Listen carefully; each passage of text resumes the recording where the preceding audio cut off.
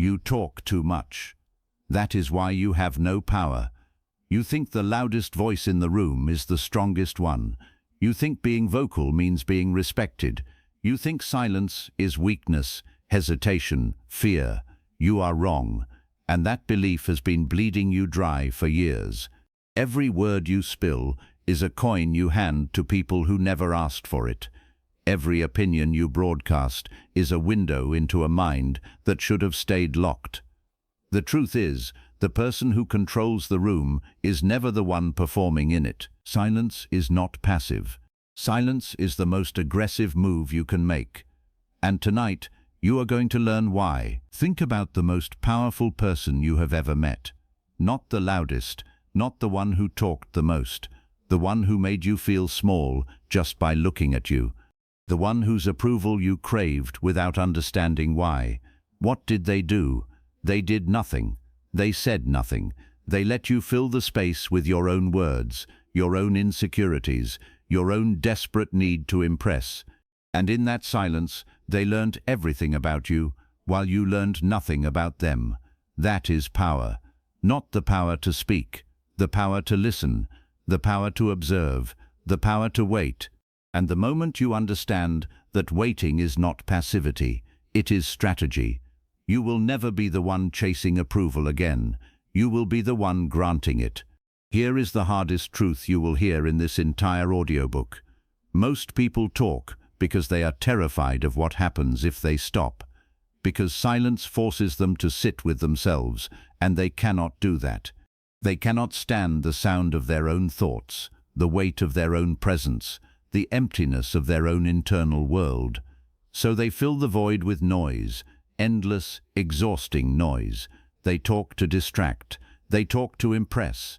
They talk to avoid the one conversation that actually matters, the one they need to have with themselves. If you want to build real power, you must become someone who is comfortable in the quiet. Because if you cannot sit in silence with yourself, you will never be trusted to lead anyone else. That is the foundation. That is where this begins. Chapter 1. The noise you mistook for power. There is a sound you have been making your whole life, and you never noticed it was draining you. It comes out of your mouth when you are nervous. It comes out when you want to be liked.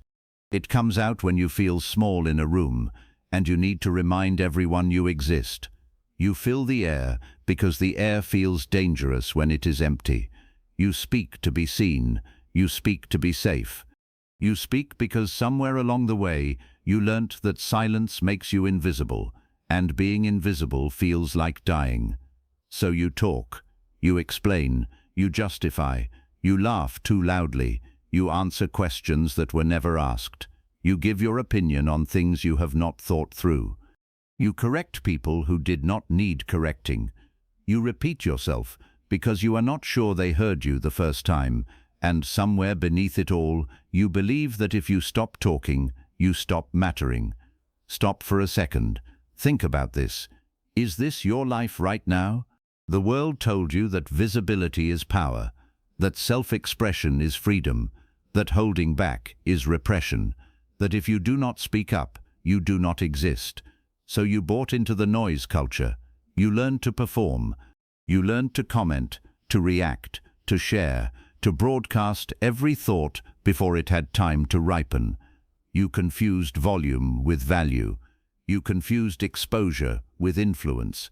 You confused being heard with being respected. And now you sit in rooms where you talk the most and matter the least, and you cannot understand why. The truth is, the people who run your industry, your city, your family, your future, they are not the loudest voices in any room. They are the quietest. They are the ones who watch you bleed information across a dinner table. They are the ones who let you exhaust yourself explaining what you want, while they say almost nothing about what they want. They walk away knowing everything about you. You walk away knowing nothing about them. And then you wonder why they always seem to have the advantage. You have been trained to fear silence. Notice that. Every awkward pause feels like an emergency to you. Every gap in conversation you rush to fill. You cannot sit through 3 seconds of quiet without offering something, anything, to make the discomfort stop. That is not communication. That is anxiety wearing a costume. That is fear pretending to be friendliness. Pause. Breathe. Ask yourself how much of your talking is actually nerves. You have been bleeding power your entire adult life and calling it personality. You have been giving away leverage and calling it openness. You have been showing your hand in every game you play and calling it authenticity. The world applauds you for it. The world rewards chatter, oversharing, and constant updates because it feeds on people who cannot keep their own counsel. People who talk too much are easy to read, easy to manipulate, easy to defeat. The world likes you loud. The world does not like you in control. And here is the part that should land like a slap. You are not loud because you are confident. You are loud because you are uncertain. Confident people do not need to fill the room. They do not need to prove anything. They do not chase agreement. They speak when speaking is necessary, and they let everything else stay still. You, on the other hand, have been projecting confidence while leaking insecurity from every sentence.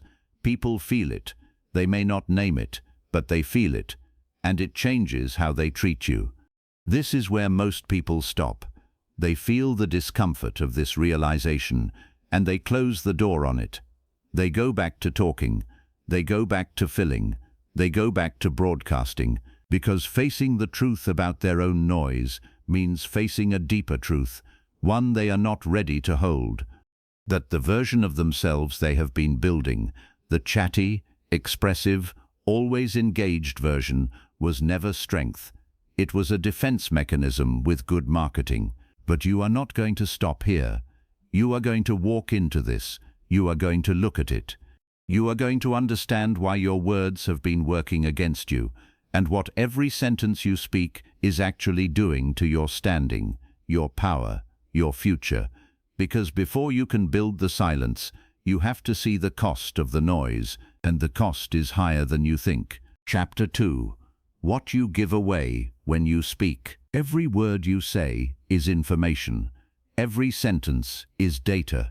Every story you tell, every opinion you offer, every emotion you let slip is a piece of you handed to someone who may or may not deserve it. You think you are connecting. You are actually transferring.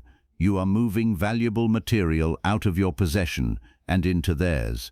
And most of the time you do not even know what you have given away until it is used against you. You walk into a room and within 10 minutes you have told people what you want, what you fear, what you are working on, who hurt you last year, what your boss said yesterday, what you cannot stand about your partner, what you are insecure about, what you are proud of, and what you plan to do next.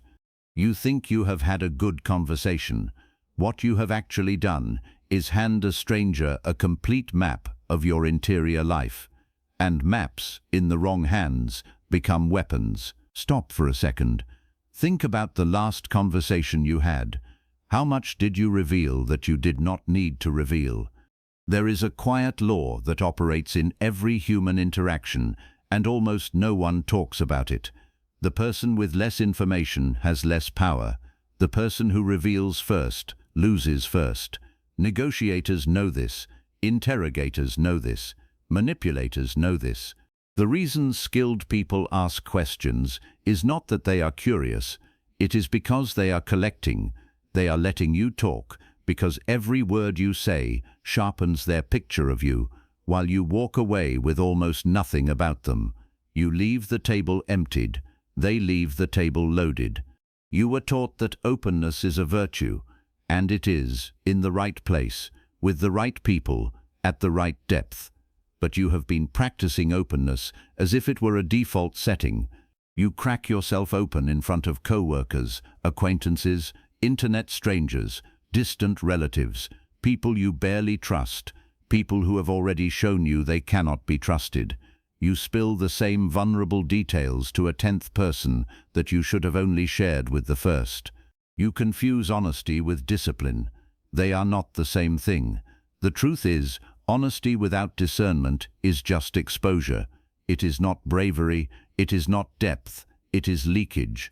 You are not being real, you are being unguarded. And being unguarded in a world that is constantly reading you, judging you, positioning itself around you, is not moral high ground. It is a tactical disaster. Think about what you say when you are upset.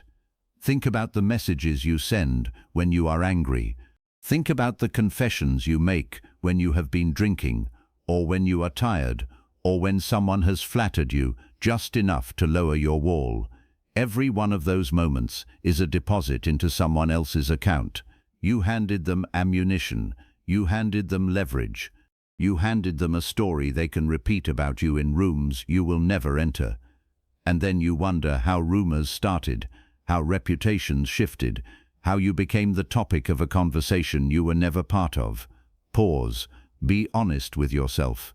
How many of your problems started with something you should not have said? Words are not free. This is the part the noise culture refuses to teach. Every word costs you something. It costs you mystery. It costs you leverage. It costs you the option of being misjudged in your favor. The person who says less is always the person who can be imagined as more. The moment you fill in every blank about yourself, you destroy your own potential in the listener's mind. You become known. And being fully known too quickly is the fastest way to be underestimated, undervalued, and dismissed. You think people respect you more when they understand you. They do not. People respect what they cannot fully grasp. They respect the unfinished sentence, the unanswered question, the quiet exit, the unexplained decision. They lean into what they cannot see. They lose interest in what they have already mapped. And you, in your eagerness to be understood, have mapped yourself for every person who has ever asked. This is where most people stop. They hear this, and they protest. They say, "But I want to be authentic. I want to be known. I want connection." And those are real desires. Nothing wrong with them. But you have been spending those desires in bankrupt accounts. You have been pouring intimacy into people who treat it like background noise. You have been giving depth to those who only wanted entertainment. And the result is that the people who should know you barely do, while the people who should not know you know everything. There is a different way to move through the world. A way where your words are rare, deliberate, weighted. A way where silence does the heavy lifting, and speech only confirms what your presence has already established. But to get there, you have to confront the deeper thing. The reason you talk so much in the first place, the hunger underneath the noise, the wound that opens your mouth before your mind has decided what to say. Chapter 3. The hunger underneath the noise.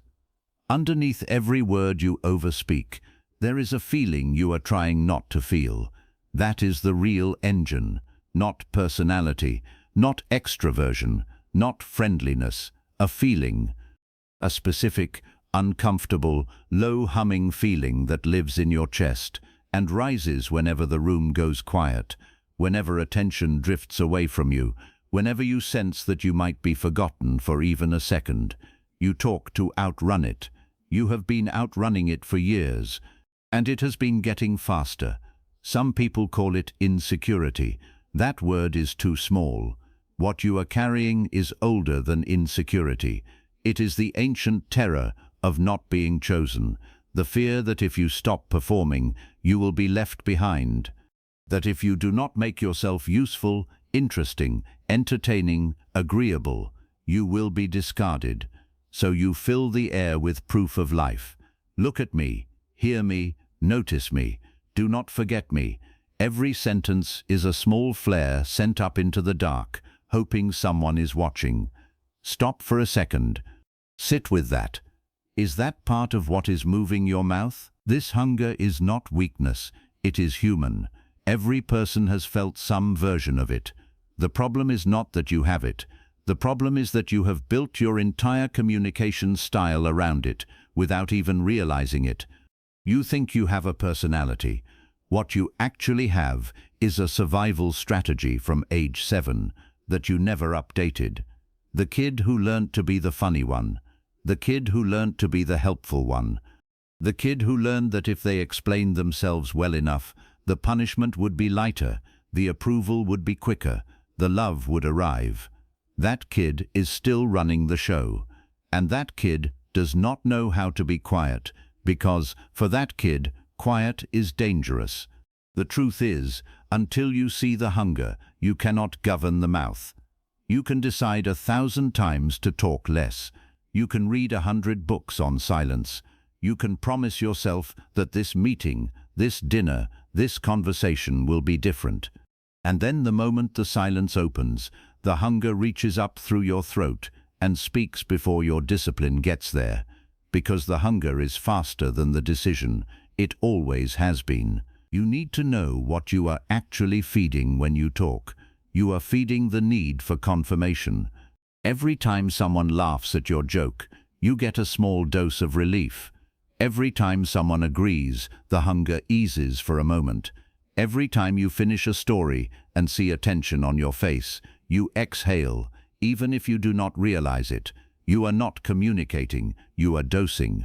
You are using conversation the way other people use food or alcohol or scrolling to regulate an internal state you have never learned to regulate any other way. Pause. Notice the words you reach for most. They are the ones doing the regulating. The problem with this is that the relief does not last. The dose wears off. The hunger comes back. And it comes back stronger because you have trained your nervous system to expect external soothing whenever it feels exposed. So you talk more. You overshare more. You explain more. You apologize more. You laugh harder than the joke deserves. You agree faster than your real opinion can form. You build a personality out of self-abandonment and call it being nice. And here is the cruel part. The more you do this, the less people respect you. They feel the need underneath your words. They cannot name it, but they feel it.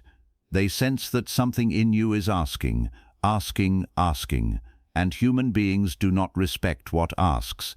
They respect what stands. They respect what is whole in itself. They are drawn to the person in the corner who does not seem to need them, while they slowly grow tired of the person across from them who needs them too much. You have probably been on both sides of that table. You know which one holds the power. The truth is, your silence will not be sustainable until your nervous system can tolerate being unseen. That is the deeper work. Not technique, not tactics, capacity. Building the inner room that does not collapse when no one is clapping. Learning to sit in a moment when you are not the topic, when no one is asking your opinion, when the conversation has moved past you, and feel nothing dangerous about it. That is the actual training. This is where most people stop. They try to use silence as a trick, a manipulation, a power move, while their nervous system is still screaming for attention beneath the surface. And the screaming leaks out, through their eyes, through their fidgeting, through the way they break first when the pause goes long. You cannot fake silence. Silence reveals everything you have not healed. That is why so few people can hold it. You are going to learn to hold it, but before you can, you have to look at what your mouth has been protecting you from. And you have to look at what it has been broadcasting to the world without your permission. Chapter 4. The self you have been broadcasting. There is a version of you that walks into rooms before you do. It arrives in the way you greet people. It arrives in the speed of your reply. It arrives in the volume of your laugh and the urgency of your stories. By the time you sit down, it has already told everyone in the room who you are, what you fear, what you want from them, and what they can get away with. You did not author this version. It authored itself through years of unmonitored speech. And it is the version most people respond to, even when it does not represent who you actually are. You think you are presenting yourself. You are actually leaking yourself. There is a difference. Presentation is intentional. Leaking is unconscious. And most of your communication has been leaking for so long that you no longer notice the gap between the self you think you are sending out and the self people are actually receiving. You think you are coming across as confident. They are reading anxiety. You think you are being warm. They are reading need. You think you are being funny. They are reading nervousness. You think you are being honest. They are reading instability. Stop for a second. Imagine watching yourself in your last 3 conversations from the outside. What would you actually see? The self you broadcast through overspeaking is almost never the self you want to be known as. The high performers, the calm operators, the people who command quiet respect. They all share one trait. There is no gap between the self they project and the self they are. They do not perform. They do not narrate. They do not over-explain. What you see is what is, and because there is no gap, you trust them. You may not always like them, but you trust them, because they are not trying to convince you of anything. You, on the other hand, are constantly trying to convince. You convince through stories. You convince through references. You convince through name drops, qualifications, anecdotes and opinions. Every sentence is a little advertisement for a self you are not sure you actually are, and the more you advertise, the less the room believes. Because the room can always feel when someone is selling, even when the room cannot name it. The room feels it, and the room adjusts. The room stops leaning in. The room starts assessing. The room begins to discount. The truth is, you have been spending years constructing a public self out of words, when the people whose respect you actually want would have respected you faster if you had said almost nothing. Mystery is not a strategy invented by writers. It is the natural state of anyone who is not constantly trying to be understood. The person who is comfortable being misread does not rush to clarify. The person who is comfortable being underestimated does not rush to impress. The person who is comfortable with silence does not rush to fill it. And the room reads all of that. The room always reads. Pause. Ask yourself what your last text message was trying to prove. You have to understand that every time you over-explain a decision, you make the decision look weaker. Every time you justify a boundary, you make the boundary look negotiable. Every time you apologize for something that did not require an apology, you teach the other person that your standards are a suggestion. Every time you laugh at a comment that was actually disrespectful, you authorize more of it. Your words are not just a description of your life. They are designing it. And you have been designing a version of yourself that you would not respect if you met them as a stranger. This is the part that should sit heavy. You have been more loyal to the version of yourself that needs to be liked than to the version of yourself that could be powerful. You have chosen approval over authority 1,000 small times, in 1,000 small sentences. You have chosen inclusion over respect. You have chosen being relatable over being formidable. And those choices, repeated daily, have built a public identity that is comfortable to be around and easy to dismiss. This is where most people stop. They feel exposed by this, and they get defensive. They say, I do not want to be cold. I do not want to be intimidating. I do not want to be the unreachable person who never opens up. And those are real concerns, but you are confusing 2 different things. Silence is not coldness. Restraint is not intimidation. Discernment is not arrogance. You can be warm and quiet. You can be present and reserved. You can be loving and selective. The people who do this are not less human. They are more whole. They have simply stopped renting out their interior to anyone with a free seat in the audience. The self you broadcast will start to change. Not because you become someone else, because you stop performing the someone you never actually were. And the first place that shift will be tested is where you fear most. The pause, the silent moment, the empty space in the conversation that you have always rushed to fill. That is where the next part of this work begins. Chapter 5. The pause you have been afraid of. There is a small moment that happens hundreds of times a day, and you have been losing it for as long as you can remember. Someone finishes a sentence. The air goes still. For half a breath, no one is speaking. And in that half breath, a decision happens. You can stay in the stillness, let it stretch, let it work, let it speak for you. Or you can jump into it, fill it, smooth it over, rescue everyone from the discomfort. You have almost always jumped. You have jumped so many times, you no longer notice the jump. It feels like being polite. It feels like being engaged. It feels like being a good conversationalist. It is none of those things. It is fear, dressed up. The pause is not empty. The pause is doing something.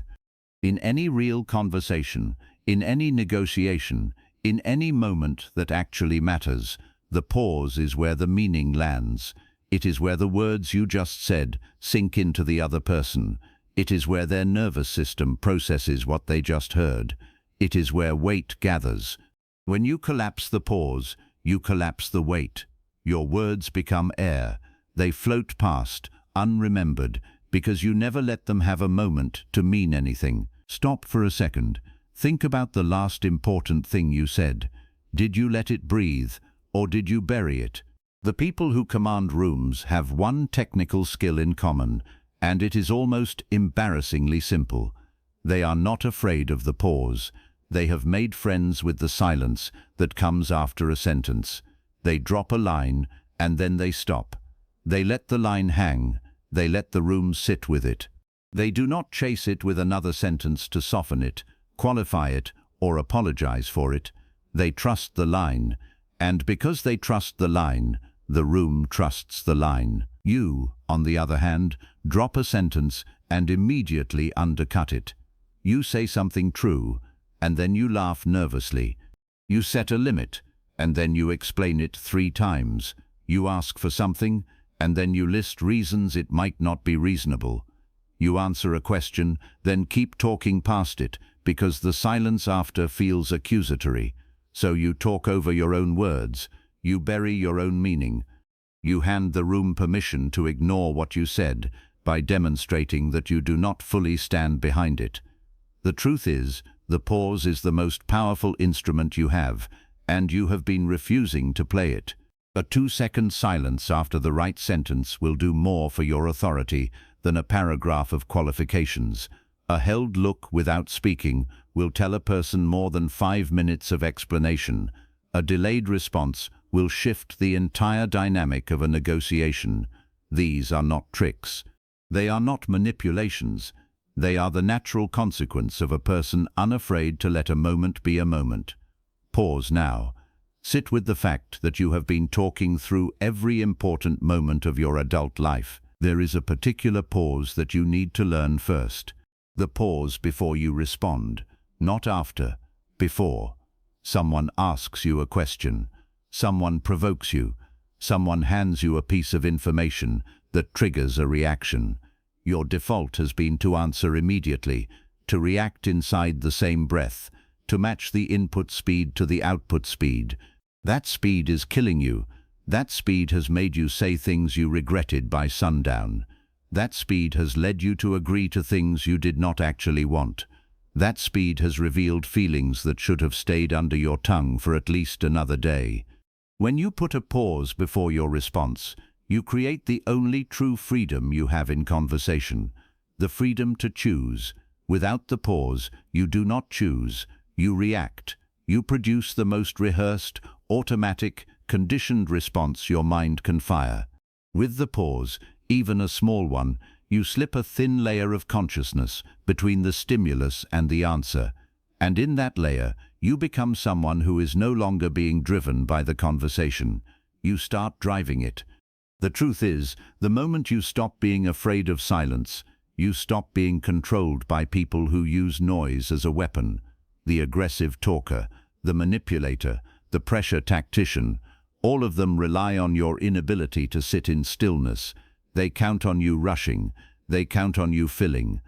They count on you breaking first. The moment you can hold a quiet beat without flinching, you take their main tool away. They do not know what to do with someone who is not afraid of the air going still. This is where most people stop. They try the pause once. They feel the discomfort of it. They feel the other person shift, the room get heavier, their own heart rate climb, and they assume something has gone wrong. Nothing has gone wrong. That discomfort is the cost of admission. That heaviness is the silence beginning to work. You have to be willing to feel that for many seconds, in many rooms, with many people, before it becomes natural. The first 100 pauses are uncomfortable. The 1,000th pause is power. You are about to walk into a different way of moving through people. Not louder, not harder, slower, heavier, quieter. And it will rearrange how the world treats you, because it will rearrange what the world sees when it looks at you. But this kind of change does not happen by accident. It happens by discipline. And discipline is where this work begins to look very different from what you thought it would be. Chapter 6. The discipline of the closed mouth. Discipline is a word people use to sound serious, but they almost never mean it. When they say discipline, they usually mean motivation, routine, or willpower for a few days. Real discipline is colder than that. Real discipline is the daily refusal to do the thing your impulse demands, and nowhere is this discipline more brutal, more constant, and more invisible than in the discipline of the closed mouth. Because your mouth is open by default. Your mouth is the easiest part of you to lose control of, and the world has trained you to never close it. To close your mouth on purpose, again and again, in rooms where opening it would feel natural, that is a level of self-command most people never reach. They reach it in food, sometimes. They reach it in exercise, sometimes. But almost no one reaches it in speech, because speech is invisible.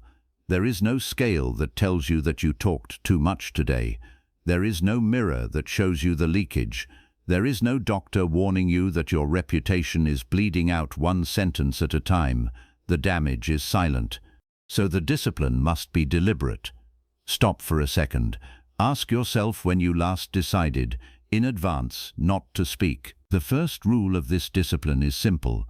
Most of what you are about to say does not need to be said. Test it. Before you speak, ask one question inside your head. Does this need to be said by me right now to this person? If the answer is not a clear yes, you let it pass. You do not say it for entertainment. You do not say it to fill space. You do not say it because someone else said something and you feel the urge to match. You let it go. You let it die in your throat. You return to the silence. And you do this so many times in a single day that you start to feel, for the first time, what it is like to live inside your own head without constantly emptying it. This is harder than it sounds. The first few weeks, you will feel almost physically uncomfortable. Sentences will rise up in you, ready to go, and you will have to hold them back. You will feel like you are suppressing yourself. You will worry that you are becoming cold, distant, unfriendly. You are not. You are becoming intentional. There is a difference between not speaking because you are afraid and not speaking because you have decided. The first is repression. The second is sovereignty, and only one of them builds power. Pause. Notice the moment a sentence rises in you. That is the moment of the discipline, right there. The truth is, the closed mouth is not the absence of communication. It is the upgrade of it. When you finally do speak, after holding so much back, your words carry a weight the chatterer can never match. The room notices. They cannot say why, but they notice. They lean in when you finally say something because you have trained them through your restraint to expect that what you say will matter. The chatterer has trained the room to expect noise. The disciplined speaker has trained the room to expect signal. Same room. Two completely different experiences of being heard. There is a second rule of this discipline, and it is harder than the first. You stop reacting in real time. When something happens, you do not narrate it. When someone insults you, you do not snap back. When you receive good news, you do not broadcast it the same hour. When you receive bad news, you do not call 5 people to process it. You sit, you let the event land, you let your body feel what it feels, you let your mind move through its first reactions, then its second, then its third.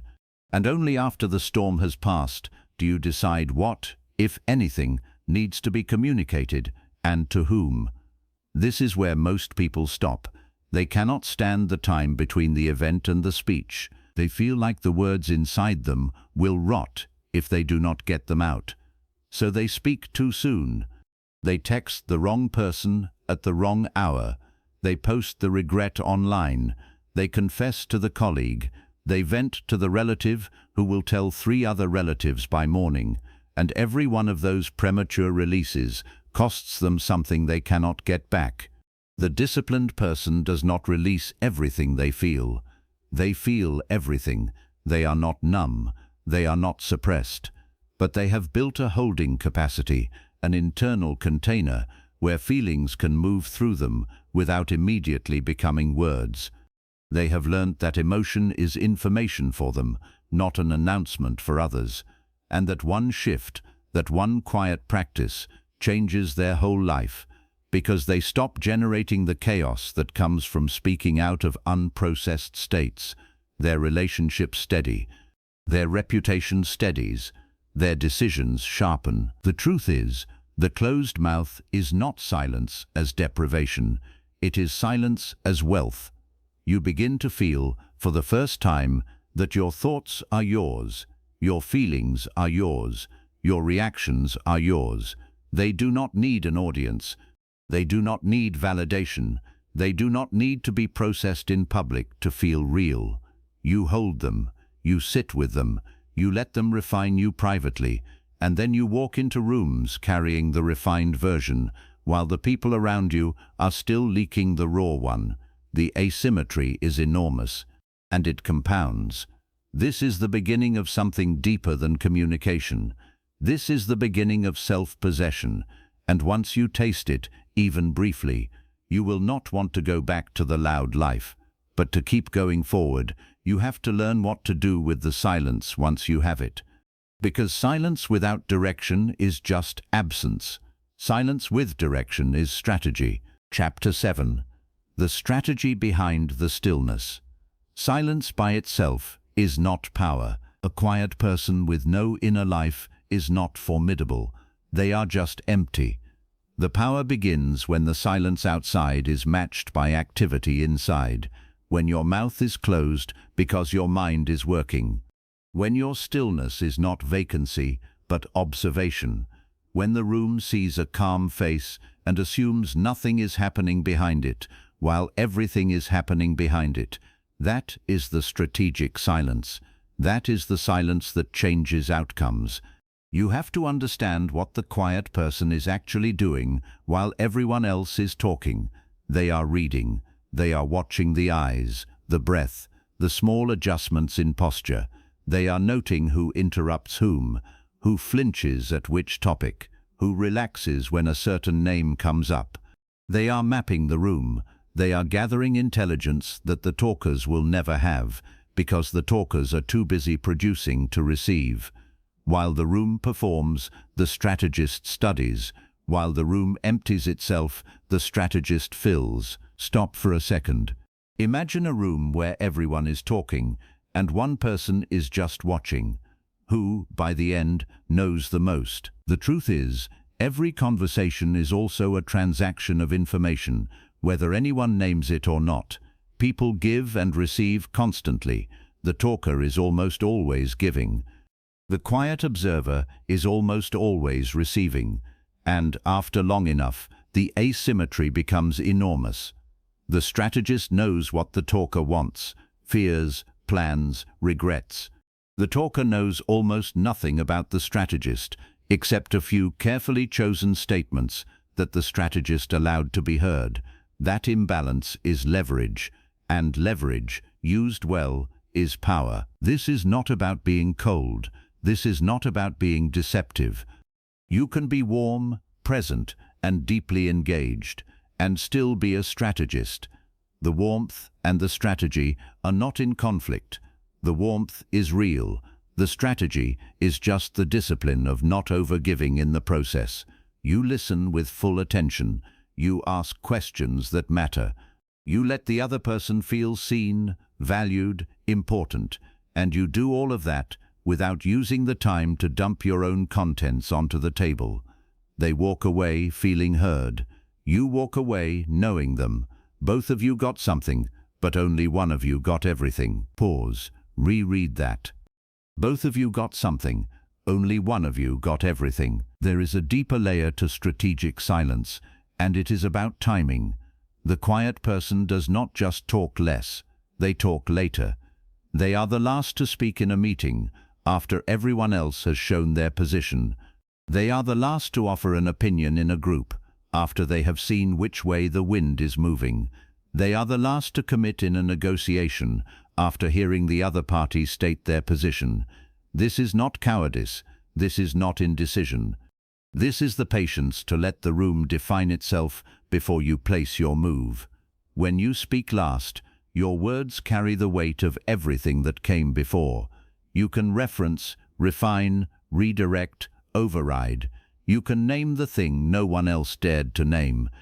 You can offer the synthesis no one else had the perspective to offer. The person who speaks last, when they have truly been listening, often becomes the one whose words are remembered. Everyone else fades into the noise. The last clear voice stays. The truth is, in almost every room you have ever entered, the person who shaped the outcome was not the person who spoke the most. It was the person who spoke the least, at the right moment, with the right weight. You did not always notice them. They did not want to be noticed. They wanted the outcome, and they got it, while you were busy contributing your opinion to a conversation that was already moving without you. Strategic silence also includes what you do not respond to.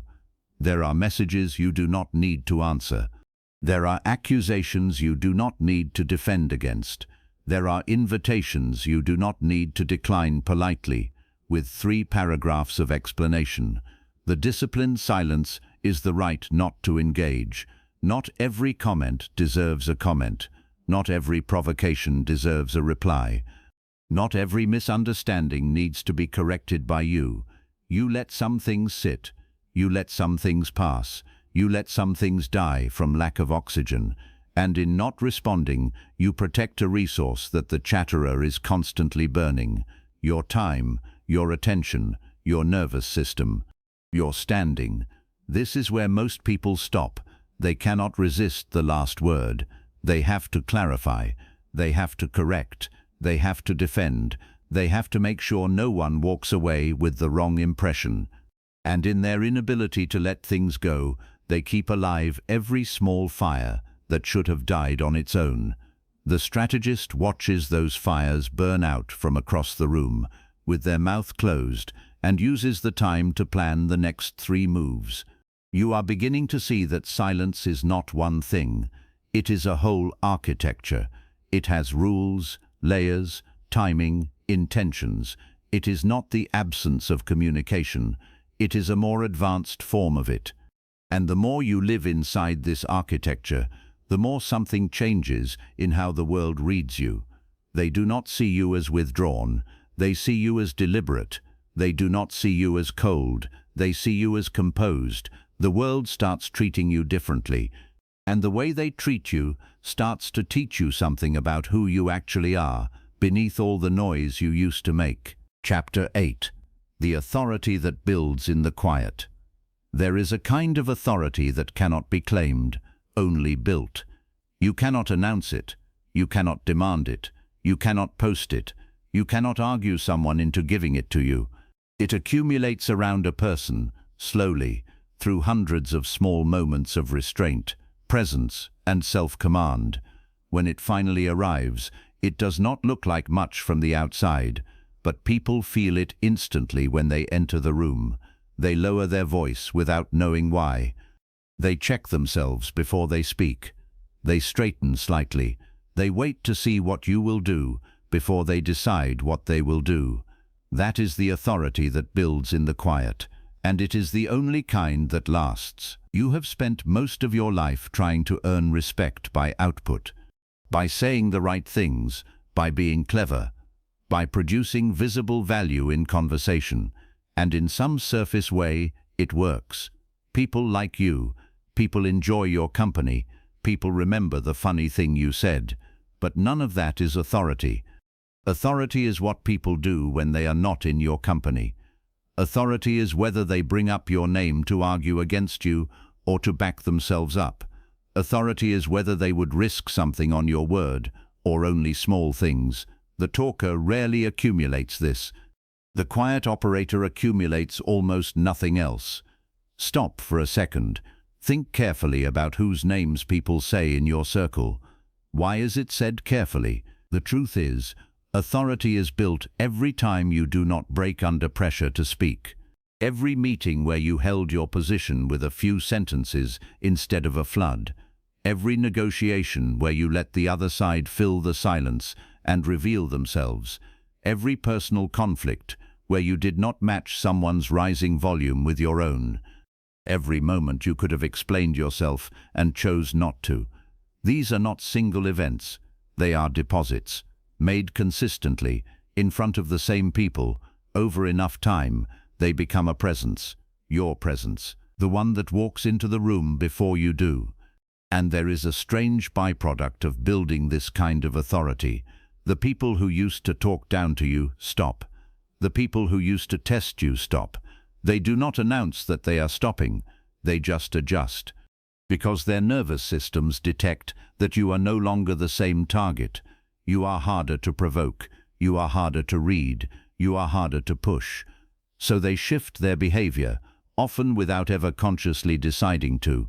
And you start moving through the world inside a different layer of treatment, not because you demanded it, because you stopped earning the old one.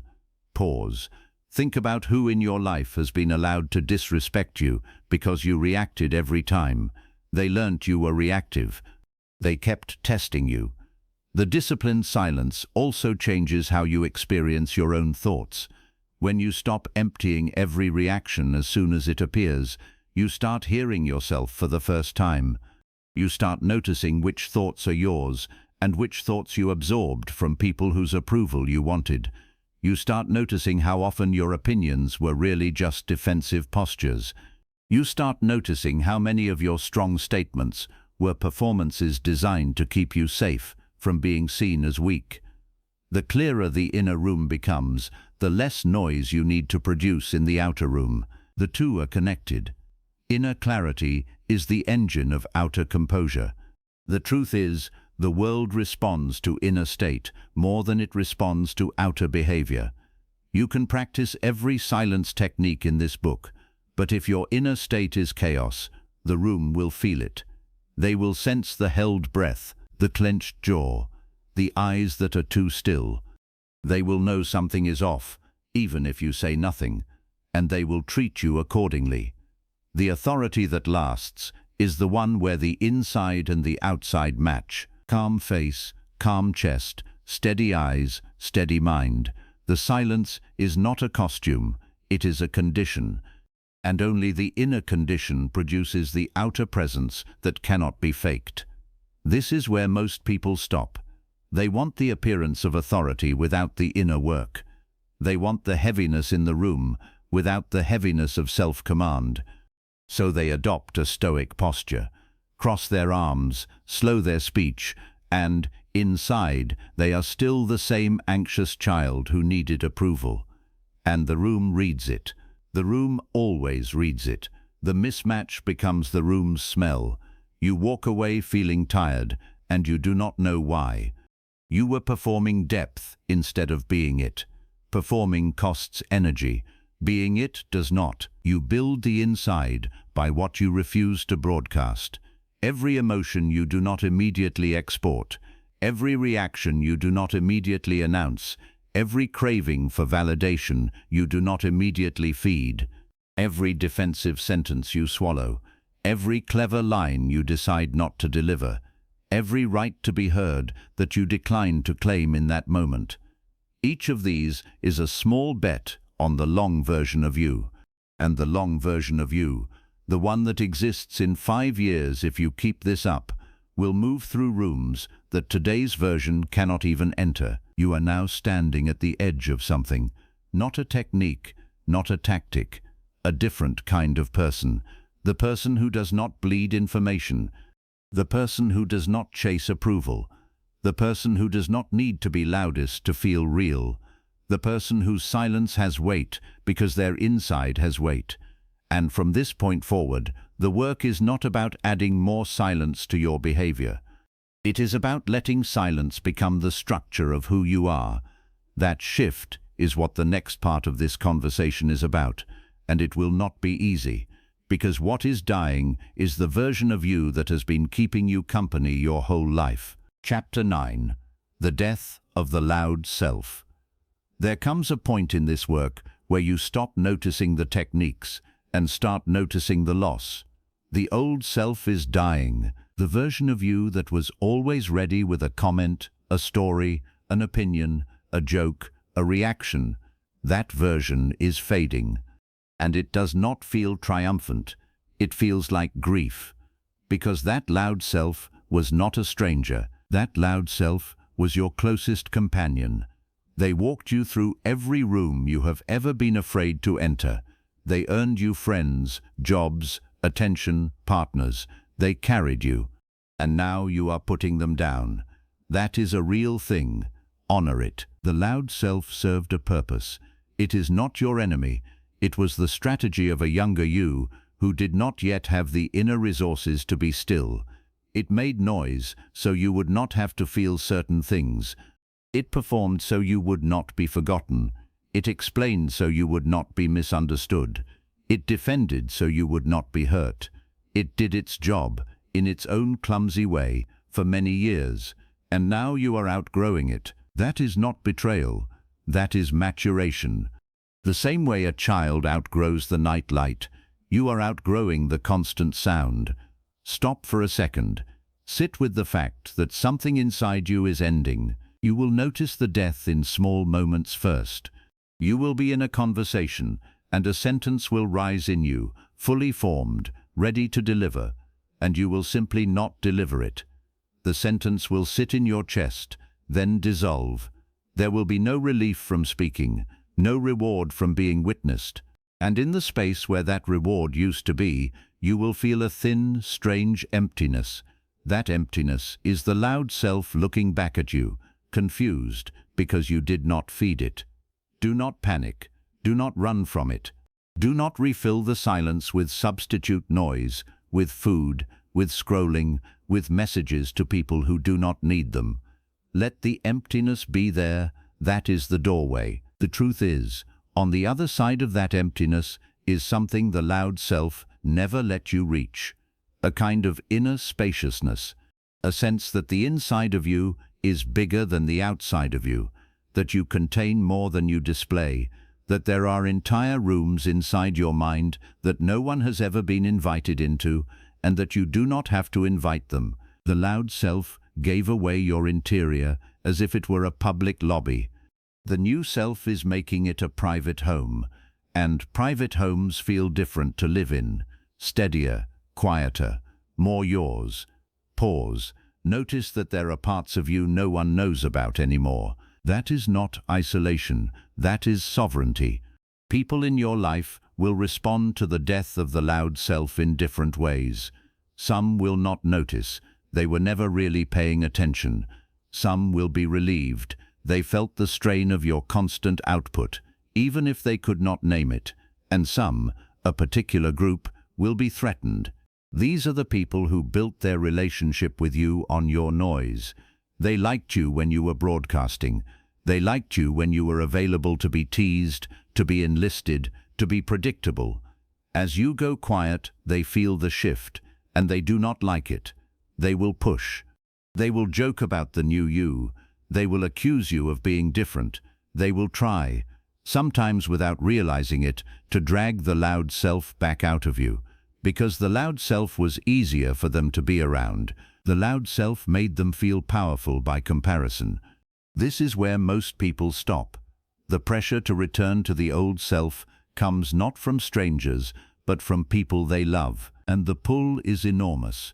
You will be tempted to reassure them, to prove you are still warm, to over-explain that nothing has changed, to break your own silence just to soothe their discomfort with it.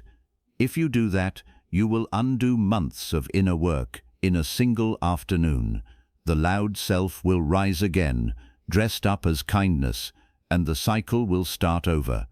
The truth is, the death of the loud self requires you to disappoint certain people on purpose, not cruelly, not coldly, just clearly. You become someone who no longer performs the old role, who does not laugh at the same things in the same way, who does not jump in with the same energy, who does not pour out the same volume of words at the same speed, and the people who only knew the role will mourn it. That mourning is not your responsibility to fix. Your responsibility is to keep walking. Some of them will adjust and meet the new you. Some of them will not. Both outcomes are acceptable. Underneath this is a deeper truth that does not get said enough. You were not put here to be a constant performer for other people's entertainment or comfort. You were not put here to fill silences so that nervous rooms could feel safe. You were not put here to over-explain yourself to people who never planned to understand you. You were put here to live, to choose, to build, to think, to act, and to do almost all of that quietly. The loud life looked like aliveness, but it was mostly distraction. The quiet life looks like withdrawal, but it is the place where the actual living begins. The death of the loud self is the most important death you will ever experience. Nothing visible dies, nothing in your body fails, but a whole way of moving through the world ends. And in its place, slowly, almost shyly, something else begins to walk forward, something more steady, something that does not need to be seen to feel real, something that can sit in a quiet room with no audience and still feel completely alive. That something is not a new technique. It is who you actually were underneath the noise the entire time, and you are about to meet them properly. Chapter 10. The person you become when you finally go quiet. There is a person inside you who has been waiting to live. They have been there your whole life, underneath the noise, underneath the performance, underneath the constant negotiation for approval. They are not louder than the old self. They are heavier, they move slower, they speak less, they watch more, they miss very little, they are not impressed easily, including by themselves, and when you finally go quiet long enough, they walk forward and take the seat the loud self has been holding for them. From that moment on, your life is never the same. It looks similar from the outside.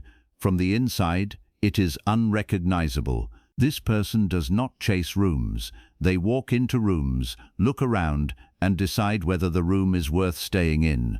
They do not audition for inclusion. They do not bid for attention. They do not bargain for respect. They simply exist at a certain density, and the room either rises to meet them or it does not. If it does, they engage, slowly, deliberately.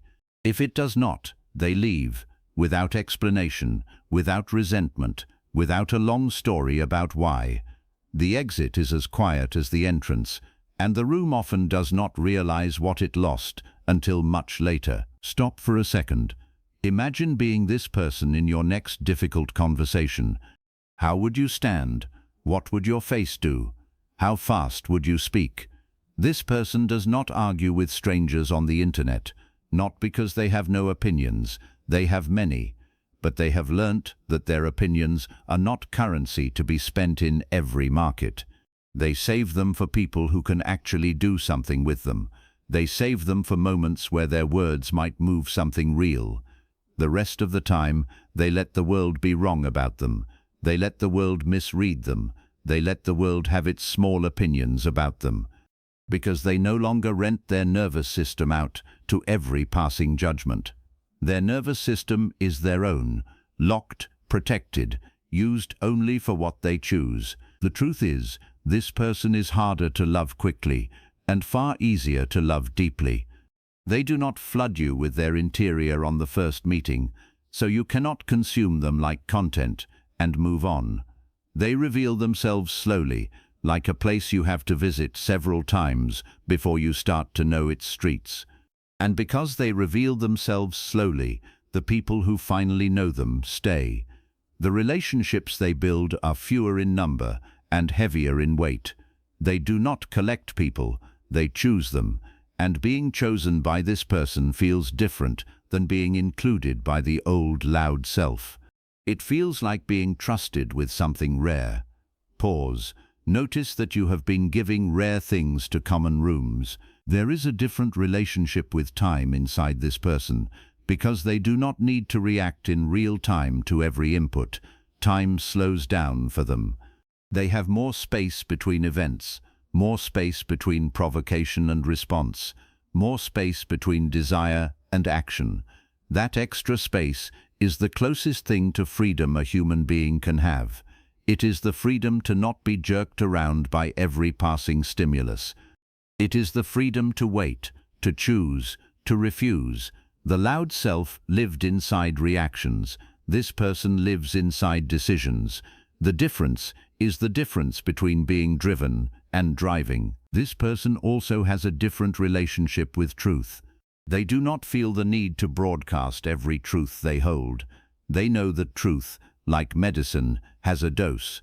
They know that the right truth, in the wrong moment, to the wrong person, does damage. So they hold their truths the way a careful person holds money, with attention, with timing, with awareness of who is asking and why. They are not dishonest, they are simply not generous with the parts of themselves that strangers have not earned. And inside that selectivity, their honesty becomes more powerful, not less. Because when they finally tell you something, you know it cost them something to say. So you receive it as it actually is. Weight, meaning, truth. The truth is, the world is not designed to produce this kind of person. The world rewards the broadcast, the constant update, the visible self. So this person is, in a quiet way, working against the current of almost every system around them. That is part of what makes them rare. That is part of what makes them powerful. Power is almost always concentrated in the rare, not the popular, not the visible, the rare. And rarity, in this culture, looks like a person who is comfortable in their own silence, in a room full of people performing. This is where most people stop. They briefly taste this version of themselves and get scared. They feel how much they would have to leave behind to fully become this. The friendships built on noise, the image built on availability, the identity built on being entertaining. And they retreat. They go back to the loud life, because it is the life they already know how to perform. They confuse familiarity with rightness. They confuse comfort with truth. The new self requires them to walk into a room of strangers, and the strangers, frighteningly, are inside their own skin. You do not have to go back. You can keep walking forward into this, not in one heroic leap, in small daily refusals to be the old volume, in small daily choices to let a moment breathe rather than fill it, in small daily decisions to hold a feeling instead of broadcasting it. Each refusal is a vote. Each pause is a vote. Each unsent message, unspoken correction, unposted reaction is a vote. And one day, without any announcement, the votes will have piled up high enough that the loud self can no longer win an election inside you. The quiet one will be in office, permanently. From that office, you will run a life the old self could not have imagined. Calmer, cleaner, heavier, more yours. People will sense it before they understand it. Some will be drawn closer, some will fall away. You will let both happen without anxiety, because you no longer need any specific configuration of other people to feel like yourself. You are already yourself. You have finally met them. And they are not loud. They have never needed to be. They were just waiting for you to stop talking long enough to hear them. You were never weak when you were quiet. You were weak when you were loud and did not know it. The world is full of people performing power. The powerful are in the corner, saying nothing. Every word you do not spend is a word you still own. Approval is rented. Self-command is owned. You do not have to be understood by everyone. You have to be known by you. Silence will not make you smaller. It will return you to your actual size. The truth is, the loudest version of you was never the real one. It was the scared one in costume. This is where most people stop. You are not most people anymore. Close your mouth. Open your life.